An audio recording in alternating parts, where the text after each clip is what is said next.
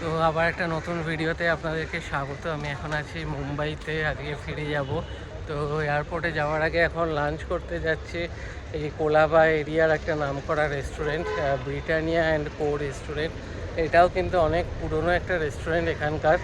তো যাই রেস্টুরেন্টের অ্যাম্বিয়েন্স, মেনু, খাওয়া দাওয়ার কেমন কি সব কিছু দেখাবো। তো চলুন ভিডিওটা শুরু করা যায়।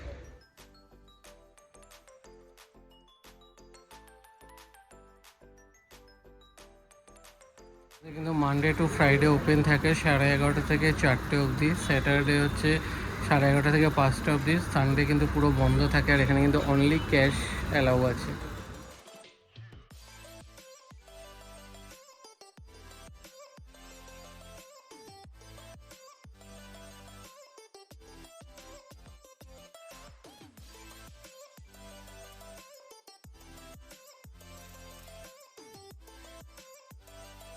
এটা কিন্তু 102 বছর পুরনো। এটা 1923-তে এস্টাবলিশ হয়েছিল এই রেস্টুরেন্টটা।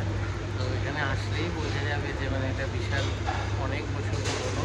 তো আমরা অলরেডি অর্ডার করেছি, আপাতত করেছি চিকেন বেরি পোলাও। আর এখানে একটা বেশ ফেমাস একটা র্যাসবেরি সোডা পাওয়া যায়, তো সেটাও অর্ডার করেছি। তো আসুক, যদি আর কিছু লাগে তারপর অর্ডার করব।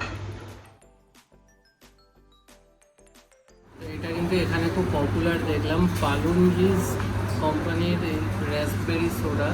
সবাই খাচ্ছে এটা, আমরা তাই একটা নিলাম, ট্রাই করে দেখি কেমন খেতে।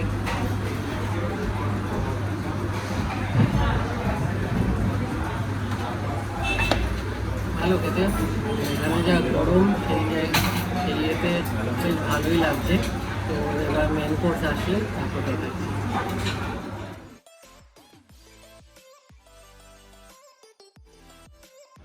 তো চলে এসছে আমাদের চিকেন বেরি পোলাও।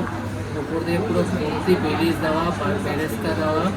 আর উপরে রাইসটা কিন্তু একদম পুরো হোয়াইট, তলার দিকে একটু মানে চিকেনের গ্রেভি দিয়ে রাইস।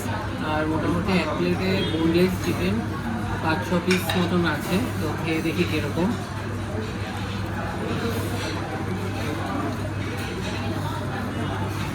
বেশ অন্যরকম খেতে এটা, মানে এরকম খাবার কখনো আমরা ট্রাই করিনি, স্পেশালি কলকাতায় তো করিনি। তো বেশ অন্যরকম লাগলো।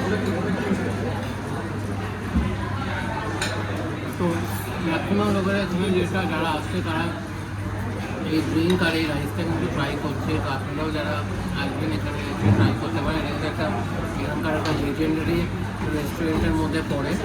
তো চলুন খাওয়া দাওয়া কমপ্লিট করে কেমন কি প্রাইস এগুলো বাইরে দিয়ে আপলোড করছি। কমপ্লিট খাওয়া দাওয়া বেশ ভালো ছিল, অ্যাম্বিয়েন্সটা একদম পুরোনো দিনের একটা ভাইব রয়েছে। তো প্রাইসগুলো বলে দিই।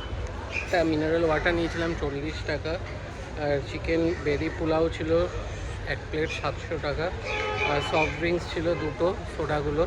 তো ওইটা ছিল 180 দুটো, মানে এক একটা 90 টাকা করে। তো টোটাল ট্যাক্স নিয়ে দাম নিয়েছে 966 টাকা।